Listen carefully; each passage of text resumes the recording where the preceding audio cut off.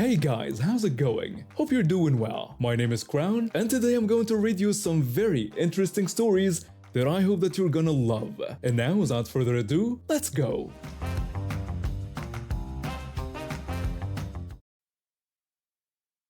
I've been carrying this weight for months now, debating whether to share it or not. But you know what? I don't even care anymore if the people involved happen to read this. Let me give you some background. My parents split up when my brother and I were young. I'm 28 now. He's 27, and our lives took a sharp turn when our mom remarried 2 years after the divorce. She'd met this guy before the divorce was even finalized, but that's another story entirely. The real issue was that he came with his own son, who's 25 now, and from day one, it was clear he didn't want us around. My stepdad had probably hoped we'd end up living with our dad, but our mom pulled some questionable moves to keep custody of us. So there we were, the unwanted package deal. For me and my brother, that house became a nightmare. Our stepdad was terrible to us. We're talking constant emotional and mental abuse. And my mom, she just let it happen. He had her wrapped around his fingers so tight she couldn't even see what he was doing to her own kids.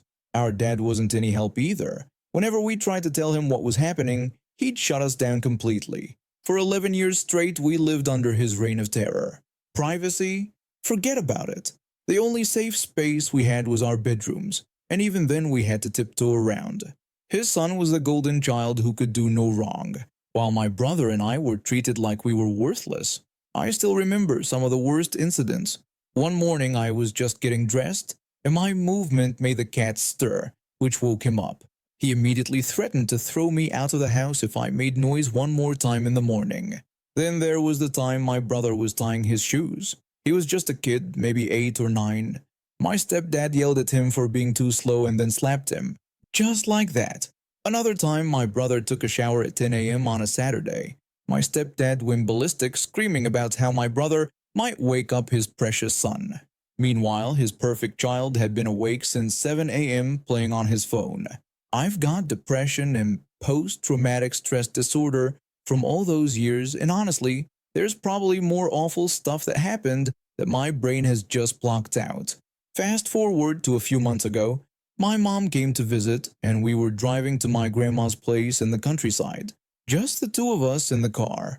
We got to talking about my current relationship, how things are going well, how I'm slowly learning to trust my boyfriend and lean on him when I need to. That's when she dropped her favorite piece of wisdom on me. She went into her usual speech about how we can never completely rely on others in life and how we all die alone, so we have to be prepared for it.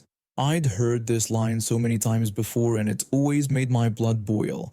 But usually, I'd just nod and let it go. Not this time. Something in me snapped, and I decided to finally say what I'd been holding back all these years. I told her that she and her husband had already taught me that lesson during high school. I'd learned to rely on no one, not even my parents. She looked confused, so I kept going. I reminded her about how she'd paid for my brother's and her husband's son's cafeteria during high school, but I'd had to pay for my own food. I explained how I'd used my Christmas and birthday money to eat every single day for 4 years. 5 actually, since I had to repeat a year. I told her how her husband never gave me a penny for food, and she was so caught up in everything else that she never even noticed or asked about it. I finished by telling her that yes, I'd learned real good to never rely on anyone, not even her. The look on her face, I'll never forget it. She didn't say a word for the rest of the drive, just sat there in complete silence. After losing my husband of 45 years to cancer last spring, I decided to move from our bustling city life in Milan to a quiet countryside town in southern Italy. Our children had long moved to America, pursuing their dreams, and while they begged me to join them, I couldn't leave the country where I'd spent my entire life. I found this charming little villa that needed some work but had a beautiful garden, perfect for growing my own vegetables and herbs. The price was right thanks to my late husband's life insurance, and I thought this would be where I'd spend my remaining years in peace. For 6 months, everything was perfect. I made friends with the locals, joined the church community, and even started teaching some of the neighborhood children how to bake traditional Italian pastries. Then they showed up. It was a regular Tuesday morning. I was tending to my tomato plants when I heard aggressive knocking at my front door. When I opened it, I found myself face to face with this couple, a woman with bleached blonde hair who looked like she'd eaten something sour, and a man who couldn't even look me in the eye. Karen immediately demanded that I leave, claiming it was their house. When I explained that I had bought the house 6 months ago, she insisted there was no mistake. She claimed they had been away and that it was their family property, waving some wrinkled documents in my face without letting me see them properly. Her husband just stood there looking at his shoes. I tried telling them that I had all my legal documents inside and offered to show them, but before I could finish speaking, they pushed past me into my house. I'm 76 years old. I couldn't physically stop them. Karen then called me an old hag and said they didn't care about my fake papers. She declared that the house belonged to her husband's family and demanded that I pack my stuff and get out. When I tried calling the police, Karen snatched my phone and threw it into my garden. They started moving my furniture around, throwing my photos into boxes. When I tried to stop them, the husband finally spoke up, telling me to leave and warning that I didn't want trouble. I ran to my neighbor's house, shaking and crying, but my neighbor wasn't home. In fact, it seemed like the whole street was empty that morning. I sat on my neighbor's doorstep watching these criminals take over my home. That's when I remembered. My grandson was coming to visit that afternoon. He always worried about me living alone and tried to visit every few months. My grandson arrived 3 hours later to find me still sitting on my neighbor's doorstep. He's such a good boy, always dressed impeccably in his suits, always respectful and kind.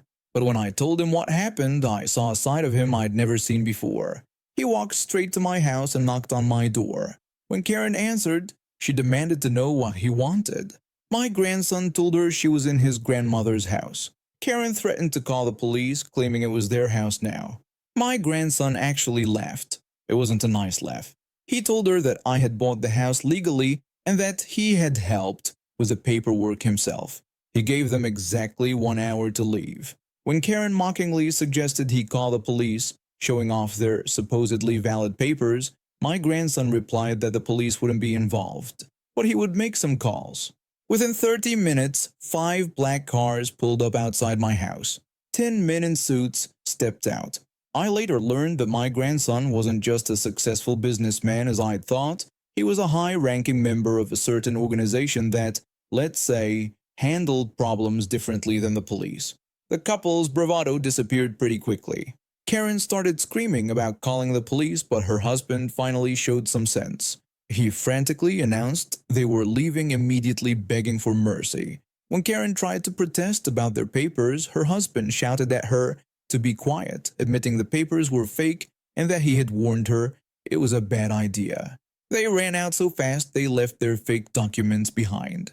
Turns out they'd been running this scam in different parts of Europe, finding properties owned by elderly people living alone, forging ownership documents, and intimidating them into leaving. They'd succeeded 3 times before targeting me. My grandson's friends helped me back into my house and fixed everything the couple had disturbed. One of them even installed a high-tech security system for me, free of charge. My grandson wanted to handle the situation permanently, but I insisted they just turn the evidence over to the police. The police caught the couple trying to cross the border into France. They're serving 8 years in prison for multiple counts of fraud and elderly exploitation. My grandson still visits more often now, and somehow my house has become a regular stop for his suited friends who just want to check if I need anything.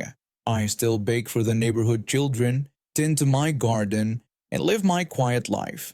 But now everyone in town treats me with an extra level of respect, and no one dares to cause any trouble near my villa. I guess sometimes having family in certain positions has its benefits.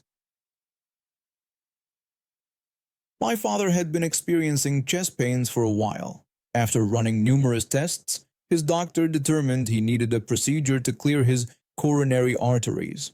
Initially, it didn't seem too serious, so we scheduled it for August 14th. However, life had other plans. On August 4th, everything changed when my father suffered a massive heart attack. It was completely unexpected and threw our whole family into chaos. My mother, being the primary contact person, was absolutely exhausted from handling all the calls, paperwork, and emotional strain of the situation. So I stepped in to give her a much needed break. On August 13th, while my father was still in the intensive care unit recovering from emergency open heart surgery, I received what has to be the most absurd call of my life. A hospital worker called to inform me that they needed to cancel my father's procedure scheduled for the next day due to a lack of recovery beds. When I asked for clarification about the coronary artery procedure, they confirmed and offered to look at dates later in the month. I had to explain to them that my father was actually 3 floors above them in the intensive care unit, recovering from open heart surgery. The silence that followed was deafening. I could practically hear the hospital workers' brain short-circuiting as they processed this information. They mumbled what sounded like an apology and goodbye combined into one word, before hanging up. I've never heard someone combine, "Oh, I'm so sorry, goodbye," into what sounded like a single word before, but they managed it.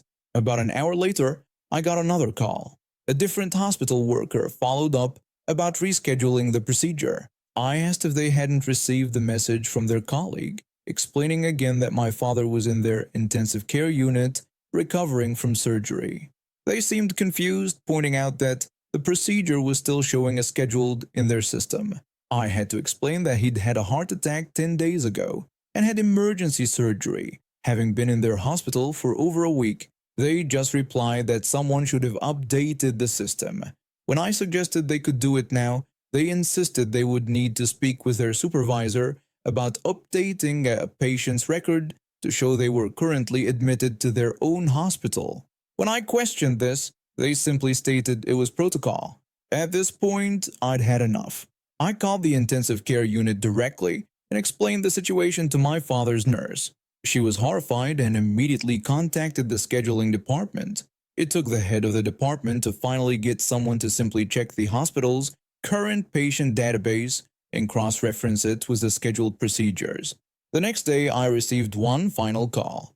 The department head apologized and told me they'd implemented new procedures to prevent similar situations in the future. They discovered that 3 other patients had almost been double booked for procedures while being admitted to different departments. My father made a full recovery, but I still can't wrap my head around how a hospital's different departments could be so disconnected that they didn't even know when their own patients were already admitted. It's both funny and terrifying at the same time. I've been a high school teacher for the past 8 years, and I absolutely love my job. The thing is, dealing with teenagers and their various issues all week long can be pretty draining. That's why I always looked forward to my Friday dinner tradition with my sister and my niece. It was supposed to be our time to unwind, catch up, and just enjoy each other's company. My sister's been raising my niece alone since her husband's job took him overseas for extended periods. He works on oil rigs, so he's gone for months at a time. I get it. Single parenting is tough. That's why I started inviting them over every Friday 3 years ago. My niece was 11 then, and things were pretty good. We'd talk about movies, books, their week, my funny classroom stories, normal family stuff. But lately these dinners have turned into something completely different. My niece is 14 now, and apparently hitting that rebellious phase hard. Instead of our usual pleasant conversations, my sister has turned every single dinner into a complaint session about her parenting struggles. Last Friday was the final straw. I had spent the whole week dealing with parent-teacher conferences and grading midterms, and I was really looking forward to a nice, relaxing dinner. I had made my signature lasagna, bought my niece's favorite garlic bread, and even picked up a chocolate cake for dessert. As soon as they walked in, my sister started complaining about how my niece had been on her phone until 3 a.m. the night before, and how she'd gotten a call from school because my niece had fallen asleep in class. When I suggested the obvious solution of taking away the phone at bedtime, my sister whined that she couldn't do that because my niece would get mad at her. I pointed out that was kind of the point of punishment, but she just kept arguing that I didn't understand how hard it was, and that the medication wasn't working because my niece never got proper sleep. I repeated that she should just take the phone away, emphasizing how simple the solution was. Meanwhile, my niece just sat there, rolling her eyes and texting under the table. I tried changing the subject by bringing up the new Marvel movie, but my sister immediately turned that into another complaint. She started telling me how my niece had snuck out to see a movie with friends after being told she couldn't go. When I asked what punishment she'd given for this behavior, my sister tried to use my question to scold my niece, claiming I was agreeing she should be punished. I had to clarify that I was actually asking what consequences she, as a parent, had already put in place. She admitted she hadn't done anything yet and was hoping I would talk to my niece, since apparently my niece respected me more than her. That's when I put down my fork and took a deep breath. I explained that while I loved them both, I couldn't be the parent here. I was the aunt and she was the mother. I told her these dinners used to be fun but had become exhausting. My sister immediately accused me of not caring about them or her struggles. I explained that I did care, which was why I'd spent 6 months listening and giving advice she never took. But as a teacher, I needed a break from teenage issues when I came home. She brought up how her husband was never around, demanding to know who else she could talk to about these things. I suggested several options: a family therapist, a parenting support group, or other parents dealing with similar issues. That really set her off. She exploded, taking offense at the suggestion of therapy and accusing me of thinking I was perfect because I was a teacher. She sneered that teaching other people's kids didn't make me an expert on hers. Then she stormed out, dragging my niece along with her. The next day, she started posting passive-aggressive messages on social media about how some people think they're too good for family and how real family supports each other no matter what. I finally sent her a message explaining that while I loved them both deeply, I was putting our Friday dinners on hold until she could either address her parenting challenges or learn to leave them at the door. I assured her I was happy to listen and support her, but I wouldn't enable this cycle anymore. I let her know I'd be there when she was ready to have actual conversations again or take real steps to address these issues. Her only response was a thumb down emoji. Yesterday, I got a call from my niece's school. They explained they'd been trying to set up a parent-teacher conference for weeks, but my sister kept making excuses. They'd reached out to me since I'm listed as an emergency contact. I told them I'd pass along the message, but made it clear I couldn't get involved beyond that. This morning, my sister texted me, trying to use the school's call as proof that I was already involved and needed to help her. I reminded her that being an emergency contact doesn't make me a co-parent, and told her to set up the meeting with the school. That was all I would say about it. She is still sending me guilt trip messages, but I'm standing firm. My door is open when she's ready to either parent her child or talk about literally anything else. Until then, I'm protecting my peace. I've already ordered myself a nice takeout dinner for this Friday, and I'm planning to enjoy it while watching a movie, without any parenting drama. And now we have reached the end of today's stories. Thank you for watching, and see you next time.